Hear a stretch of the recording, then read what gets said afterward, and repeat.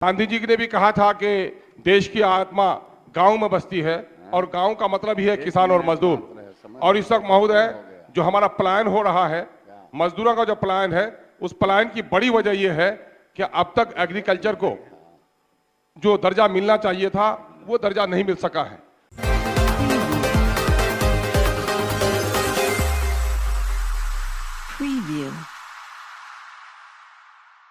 माननीय सदस्य श्री अख्तरुल इमाम का प्रस्ताव प्रथम है, अतः माननीय सदस्य श्री अख्तरुल इमाम अपना कटौती प्रस्ताव प्रस्तुत करें।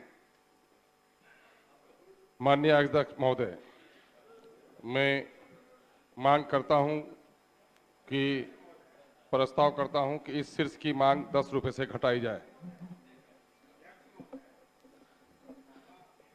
मान्य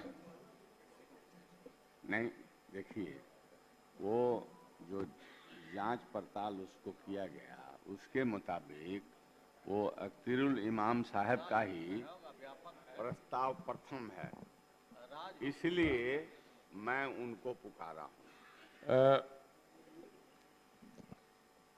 माननीय अध्यक्ष महोदय, इस वक्त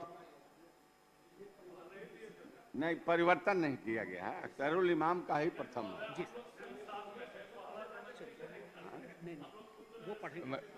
भाई सभी लोग साथ पहुंचे थे, साथ पहुंचे तो उसी में कुछ लोगों को बांट दिया गया है। अरे भाई तो हम भी पहुंचे थे ना आखिर।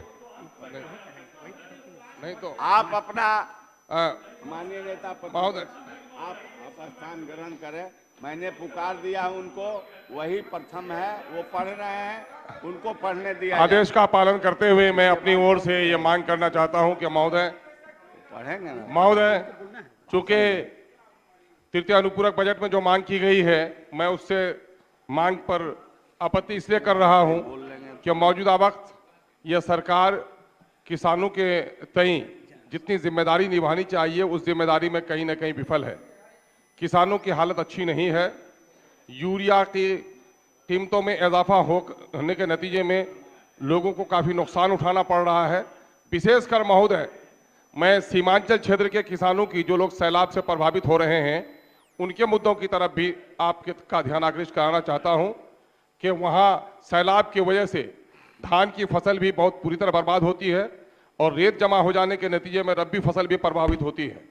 और नतीजा ये है कि फसल बीमा नहीं होने के कारण और किसान क्रेडिट कार्ड नहीं होने के कारण किसानों को अपनी ज़मीन छोड़कर, जो 10 बीघे का किसान है वो पंजाब में 4 बीघा वाले किसान के यहाँ जाकर मजदूरी करने पर मजबूर हो गया है। ऐसी स्थिति में किसानों की हालत कैसे सुधरेगी?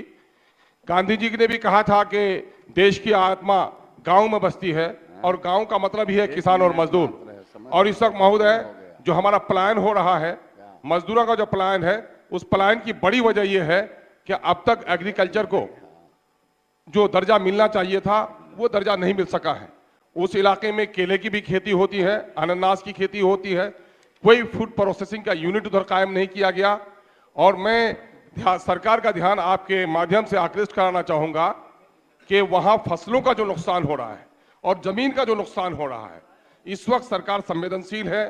गरीबों के लिए, मजदूरों के प्लान को रोकने के लिए, किसानों के लिए महोदय ये होना चाहिए अब कि किसानों की जो ज़मीन कट जाती है नदी में, उस ज़मीन का कहीं न कहीं से बीमा होना चाहिए।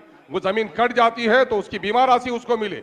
जो फसल उसकी दह जाती है, किसान निरक्षर है, सरकारी तंत्र इतने मुश्किल के हैं कि सारे किसानों का रजिस्ट्रेशन भी नहीं हो पाया है।